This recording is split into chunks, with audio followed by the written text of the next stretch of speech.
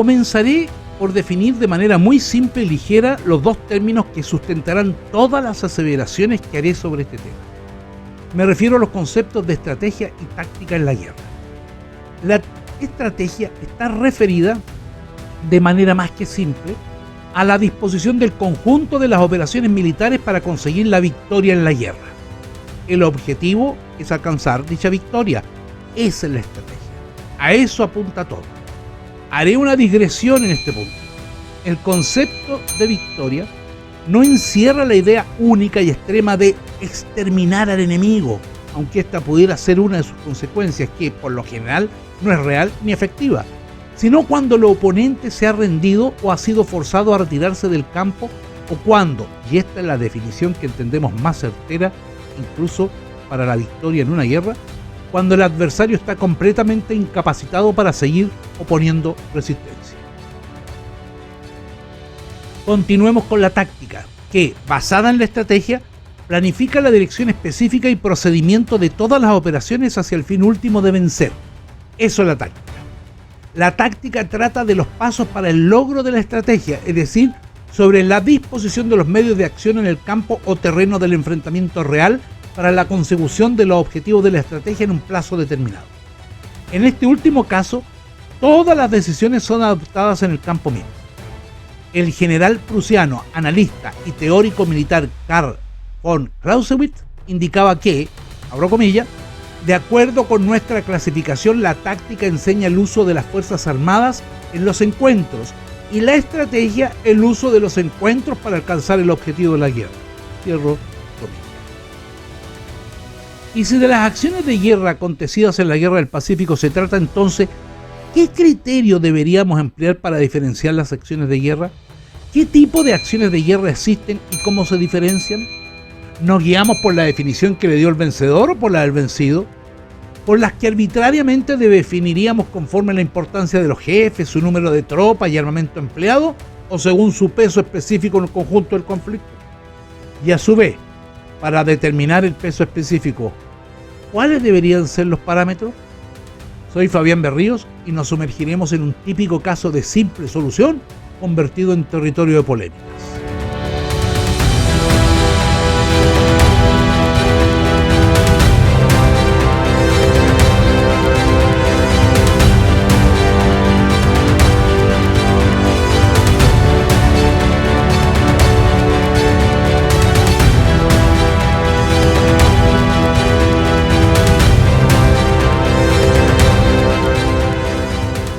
Cada conflicto armado tiene momentos de mayor amplitud y extensión según el espacio territorial que abarcan y sus periodos de tiempo. Para la Guerra del Pacífico es el caso de las campañas, que tratan del conjunto de actividades logísticas, operacionales, maniobras y acciones de guerra como batalla, combates, escaramuzas y tiroteo durante un periodo determinado de tiempo en un espacio geográfico definido, con fuerzas de diferentes armas y dispositivos bélicos respondiendo a una concepción estratégica amplia y concluyente. Es un teatro de operaciones, o sea, la porción específica y más pequeña de un teatro de guerra, siendo esta última la extensión global de territorios en los cuales ocurren o se presume que ocurrirán las operaciones de las fuerzas propias y las del enemigo, incluso involucrando zonas o regiones de otros países más allá de las potencias beligerantes. Por ejemplo, en el caso de la Guerra del Pacífico, el teatro de guerra no solo comprometió a más de 2/3 de la superficie terrestre del Perú y un distrito de Bolivia, incluso con una penetración accidental de un puñado de hombres en territorio brasileño persiguiendo desertores. Es una anécdota. Sino que agregó el extenso litoral del Océano Pacífico desde la bahía de Panamá hasta Punta Arenas en el estrecho de Magallanes. Por otra parte, las batallas son acciones de guerra dentro de las campañas, encerrando otras acciones de guerra que se constituyen en múltiples operaciones menores, como combate, escaramuza o tiroteo, que en el caso de estas últimas tres, la suma de los elementos y sus derivaciones por sí solo no dan para campaña o batalla. Para una mejor visión, estableceré algunas definiciones militares esenciales que permitan una mejor comprensión respecto de los criterios empleados en la selección de las batallas de la Guerra del Pacífico. Resolver la extraordinaria amplitud de este arte o disciplina llamada guerra, hay quienes incluso la definen como ciencia, nos permite evaluar cada acción militar acontecida en los años del conflicto vivido por Chile, Perú y Bolivia. Asimismo, nos atrevemos a calificar los sucesos de armas según conceptos dinámicos que permitan asimilar mejor su importancia táctica o estrategia, no por las fuerzas involucradas, sino por la amplitud de sus consecuencias. En resumen, enunciaciones que nos permitan entender la incidencia de cada acción de guerra según su relativa o fundamental importancia.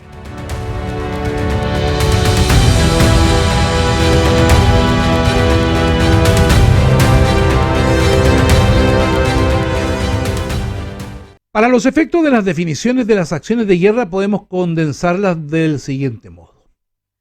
La batalla es una combinación de operaciones determinadas en un espacio geográfico específico que envuelve combates, escaramuzas, tiroteos y o maniobras de un mismo dispositivo, cuerpo de ejército o divisiones, donde algunas de las fuerzas componentes de ese dispositivo atacan mientras otra fuerza contraria se defiende.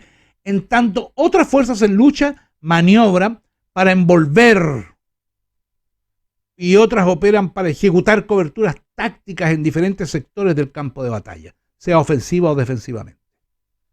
La definición superior de batalla es viable de emplear para las acciones terrestres de Pisagua, San Francisco, Tacna, Lima, San Juan Chorrillo y Miraflores, o Huamachuco, donde diversas unidades o divisiones de los ejércitos enfrentados operaron en sectores diferentes, con movimientos tácticos que hacían parte de un conjunto más amplio de maniobra.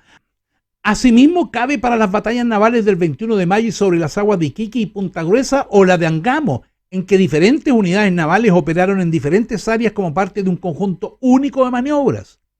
La batalla es considerada una acción de guerra que se ubica en el plano estratégico por su combinación de maniobras y, aunque suele agregarse que tiene otras particularidades, debemos acotar la principal en esta.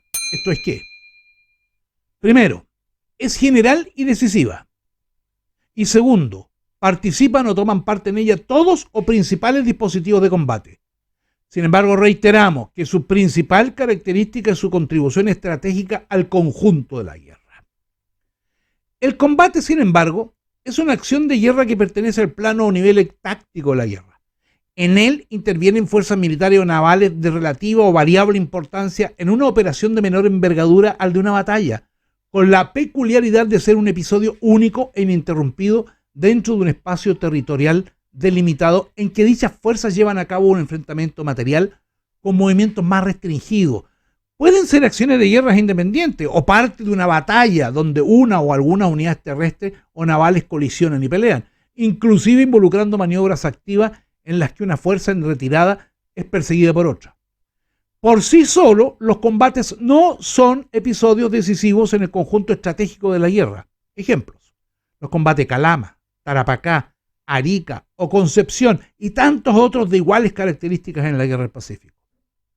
Por su parte, la escaramuza es una refriega inferior al combate, una lucha armada de amplitud acotada a un terreno de dimensiones restringidas entre fuerzas navales o terrestres limitadas y de poca importancia, regularmente flotillas, destacamentos, patrullas avanzadas o exploradoras, constituidas en acciones independientes de carácter episódico, que no importan por sí solas en el conjunto estratégico de una batalla o campaña, y por extensión menos en el de la guerra, aunque persiguen cierto objetivo táctico de alguna trascendencia en el conjunto de una operación. Regularmente, por su tamaño y jerarquía, solo comprometen fuerzas en maniobras correspondientes a grupos pequeños. Para tomar algunos ejemplos de la Guerra del Pacífico, podemos nombrar los denominados combates de Germania o los de torpederos o fuerzas sutiles en el Callao. La peculiaridad, sin embargo, es que las escaramuzas pueden corresponder a un dispositivo que desea trascender hacia el combate, puesto que poseen cierta pretensión táctica, aunque por el número de fuerzas involucradas no alcanzan a tal.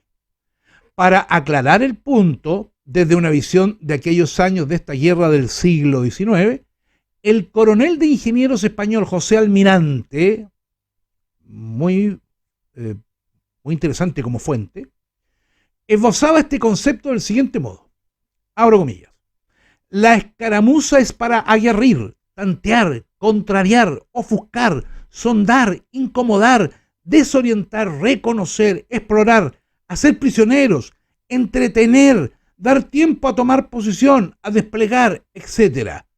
Lo que hoy decimos fuerte reconocimiento, o reconocimiento en fuerza, agregó yo, es una verdadera escaramuza. Cierre de comillas. El tiroteo puede definirse como la acción de disparar repetidamente y a discreción tiros de fusil o cañón contra el enemigo, tratándose de un enfrentamiento de mínima o escasa importancia, con fuerzas limitadas de menor cuantía, sin importancia táctica mayor dentro del contexto de un combate, batalla o campaña, de carácter menor a la escaramuza.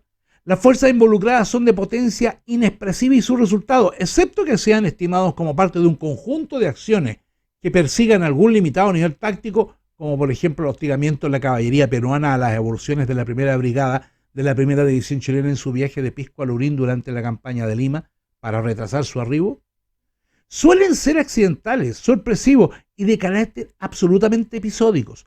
El mismo José Almirante lo resumía diciendo que esta actividad de tirotear consistía en, comillas, hacer fuego a una pequeña tropa, generalmente diseminada, sin gran empeño, sin puntería, sin objetos, sin utilidad. Las guerrillas se tirotean. Cierre comillas. Durante la Guerra del Pacífico, como en todas las guerras, estos tiroteos son los más comunes de las acciones de guerra y suelen provocarse reiteradamente, siendo, por ejemplo, la actividad más usual en el periodo de la campaña de la Sierra. En este orden, podemos señalar los innumerables ataques, agresiones o irrupciones sorpresivas, incluso la mayoría sin planificación, realizadas por una u otra fuerza pequeña o grupos de individuos durante la actividad de tropa exploradora o de avanzadas. Incluso, en este contexto, puede situarse el llamado combate naval de Chipana, que tiene los visos de una sorpresa para ambos contendientes sin corresponder a un procedimiento determinado y donde, excepto la serie de cañonazos dirigidos uno contra otro, no reúne ni siquiera las características de un combate propiamente tal.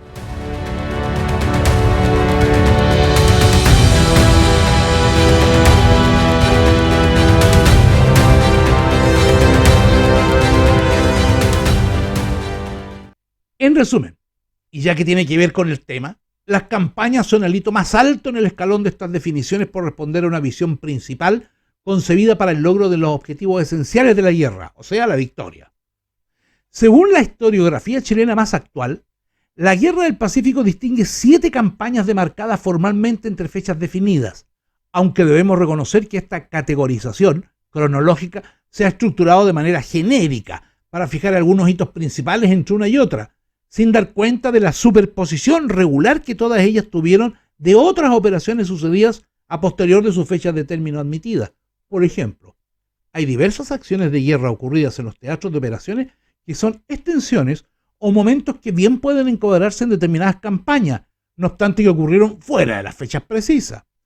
Uno es el caso de la captura de la corbeta peruana Pilcomayo por el acorazado Blanco Encalada en noviembre de 1879, que, sin ser propiamente parte de la campaña de Tarapacá, ocurrió en ese lapso de tiempo, lo que bien podríamos denominar como un destello de la campaña naval supuestamente culminada en octubre de ese mismo año. Asimismo, ya en la campaña de Antofagasta sucederán combates o escaramuzas ulteriores al 23 de marzo, fecha del combate de Calamar, como sucederá de igual modo en los otros teatros de operaciones. Como estos casos, habrá múltiples acciones de guerra en que ocurrirán combates, escaramuzas, tiroteos u operaciones factibles de encuadrarse o ser agregadas en alguna campaña cuyos plazos ya habían culminado. Cierro anotando las campañas. Primero, la de Antofagasta, enmarcada desde la ocupación de la ciudad de Antofagasta el 14 de febrero de 1879 hasta el combate de Calama del 23 de marzo de 1879. Luego, la segunda, llamada campaña naval porque solo participaron buques de guerra, considerada entre el bloqueo al puerto de Iquique el 5 de abril de 1879 hasta la batalla naval de Angamos el 8 de octubre de 1879. A posterior, continuarían las acciones navales en las diversas etapas de la guerra, pero se denomina campaña naval solo este periodo en que se disputaba el control de las líneas de comunicaciones marítimas. La tercera, denominada Campaña de Tarapacá, desde el llamado asalto y toma de Pisagua el 2 de noviembre de 1879 hasta la denominada Batalla de Tarapacá del 27 de noviembre de 1879. En cuarta posición cronológica está la campaña de Tacna y Arica, o de Moquegua si se quiere. Desde la primera expedición a Hilo en el Perú, el 31 de diciembre de 1879, hasta el denominado asalto y toma del Morro de Arica el 7 de junio de 1880. Por quinta campaña podemos situar la de Lima, que bien podría considerarse desde la expedición Lynch el 4 de septiembre de 1880 hasta la ocupación de Lima ejecutada el 17 de enero de 1881. Como sexta está la campaña de la Sierra, o de la Breña, como es conocida en el Perú, considerada desde la expedición Letelier en abril de 1881 hasta la batalla de Huamachuco el 10 de julio de 1883. Tengo un alcance al respecto para su análisis. Suele denominarse campaña de la Sierra al conjunto de operaciones chilenas de ese periodo y a lo largo de todo el territorio ocupado por las armas nacionales, sin discriminar sus diferentes zonas geográficas, lo que me hace pensar que no es del todo correcto, pues hubo operaciones en 3 áreas del Perú claramente diferenciadas. A lo que llamamos campaña de la Sierra se trata de los sucesos de la Sierra Central, olvidando otros en el Perú del sur y del norte. De hecho, el combate de San Pablo o la batalla de Huamachuco fueron acciones de guerra en otros teatros de operaciones. Y por último, está la deslucida campaña de Arequipa, referida a las operaciones militares emprendidas desde el 14 de septiembre de 1883 que culminan con la toma y rendición de Arequipa el 29 de octubre de 1883, y hasta las operaciones subsiguientes, hasta Puna y el lago Titicaca. Como puede verse, harto material para sus contribuciones. Deja tu comentario abajo para dar tu opinión o proponerme temas. Mis agradecimientos a quienes ven mis videos y se suscriben a mi canal, ya que gracias a ustedes, como digo siempre, se hace posible la existencia de este canal donde difundimos la historia a diestra y siniestra, su fundamento verídico y donde combatimos leyendas. Saludos fraternales y hasta el próximo.